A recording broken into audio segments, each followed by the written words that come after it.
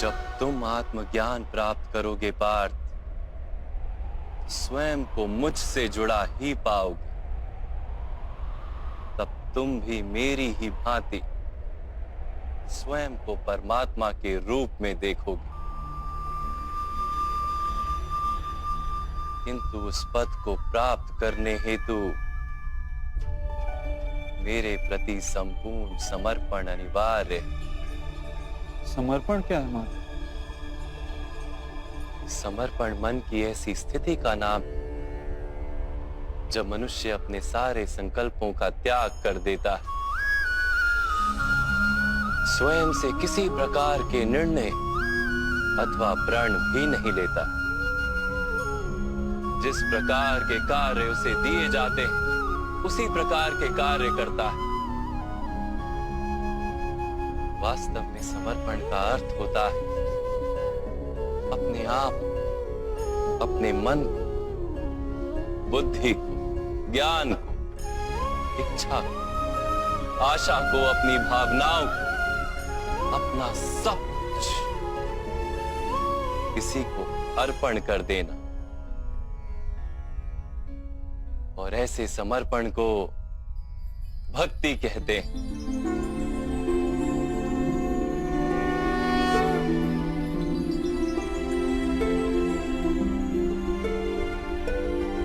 पत्नी का समर्पण पति की ओर, एक योद्धा का समर्पण सेनापति की ओर होता है। एक शिष्य के हृदय में गुरु भक्ति होती है। क्या ये सारी भक्तियां एक समान? क्या सबको ईश्वर की प्राप्ति होती है? नहीं पार्थ,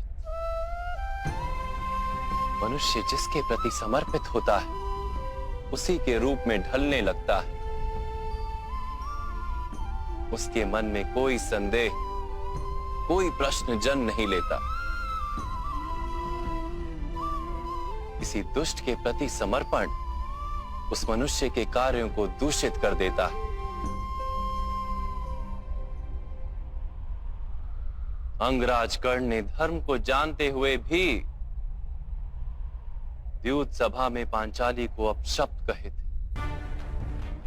जो 5-5 पुरुषों के साथ संबंध रखती है, वैश्या होती है ऐसी स्त्रियां, वैश्या होती है ऐसी स्त्रियां।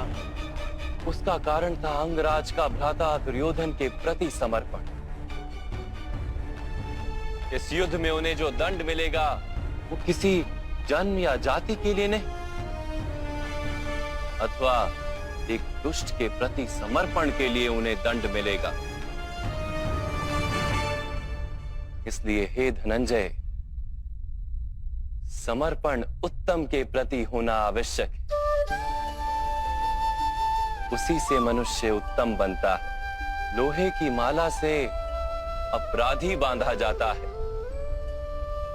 पीतल की माला से मंदिर के दीपक को बांधा जाता है,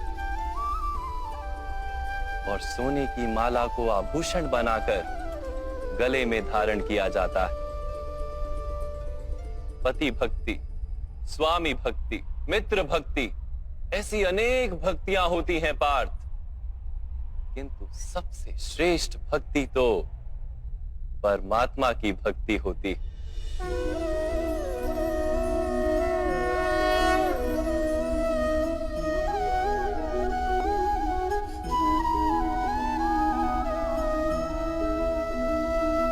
किंतु परमात्मा की भक्ति का सांख्य अथवा कर्म योग से क्या संबंध है?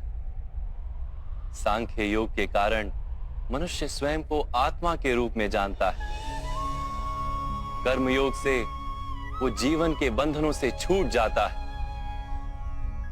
और भक्ति के कारण मनुष्य को परमात्मा के वास्तविक रूप का ज्ञान होता है। परमात्मा के ज्ञान से मनुष्य जन्म मरण के फेरों से छूटकर सच्चिदानंद स्वरूप को प्राप्त कर लेता है। परमात्मा में समाकर स्वयं परमात्मा हो जाता है। जैसे जल की छोटी सी बूंद जब सागर में मिलती है तो स्वयं सागर बन जाती है। अर्थात इस शरीर का कोई महत्व ही नहीं है माधव। अवश्य महत्व है पार्थ। शरीर के माध्यम से ही मनुष्य को परमात्मा का साक्षात्कार होता है। मृत्यु और नए जन्म के बीच के समय में आत्मा के ज्ञान में वृद्धि नहीं हो पाती। इस जन्म में प्राप्त अनुभव, ज्ञान, विचार और अभ्यास को लेकर आत्मा नया शरीर धारण करती है। आत्मा की प्रगति और अधोगति शरीर में रहकर ही संभव है।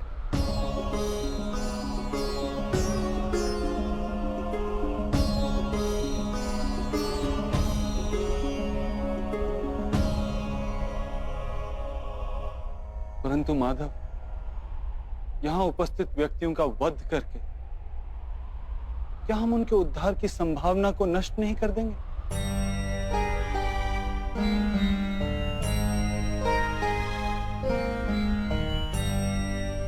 तुम्हारे शत्रु धर्म की मर्यादा को तोड़ चुके हैं पार्थ। अधर्म ही उनका स्वभाव बन गया है। उनका उद्धार अब असंभव है।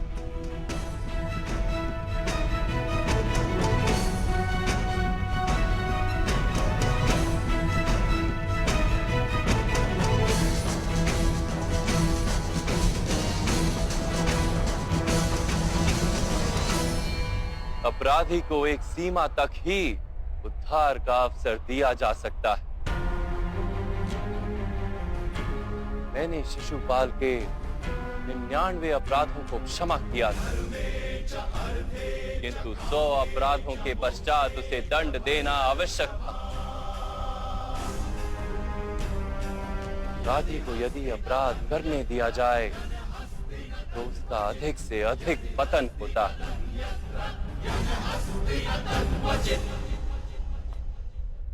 उसे अधर्म से रोकने में ही करुणा है धनंजय। ये आत्माएं मरेंगी नहीं। अधर्म से दूषित शरीर का त्याग करके नया शरीर धारण करेंगी और उस शरीर में उनकी प्रगति की संभावना अधिक होगी। इस विचार से यदि तुम युद्ध करोगे तो वो उचित है। मनुष्य का शरीर उसकी संपत्ति भी है और मर्यादा भी।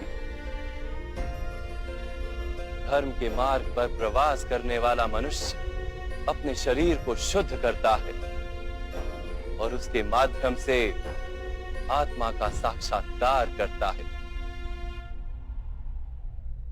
इसी को क्षेत्र क्षेत्रज्ञ संबंध कहा गया है। मैं इसका तात्पर्य नहीं जान पाया माधव। जब मनुष्य ये जान लेता है कि उसका शरीर एक भूमि का टुकड़ा है, अर्थात क्षेत्र है, और वो उस शरीर में रहने वाला, उस शरीर को समझने वाला अर्थात क्षेत्रज्ञ है, तब वो शरीर के माध्यम से अपनी प्रगति साध पाता है। आत्मा शरीर में रहकर 3 गुणों का समतोलन करती है। तमस को घटाकर सत्व को बढ़ाने का उपाय करती है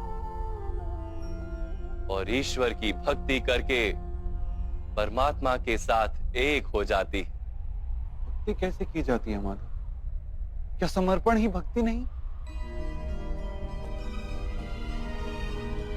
नहीं पार, समर्पण तो भक्ति का प्रथम चरण है। वास्तव में भक्ति किसी कार्य का नाम नहीं, वो तो केवल मनस्थिति का नाम है। आवश्यक है कि मनुष्य जब तब यज्ञ, याग, यम, नियम, योग और स्वाध्याय के माध्यम से अपने अंतर को शुद्ध करे और परमात्मा के प्रति समर्पित रहे।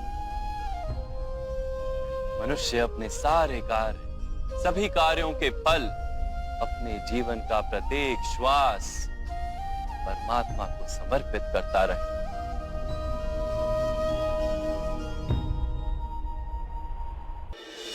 मैं आपके वास्तविक रूप का दर्शन करना चाहता हूं माधव। देखो पार्थ,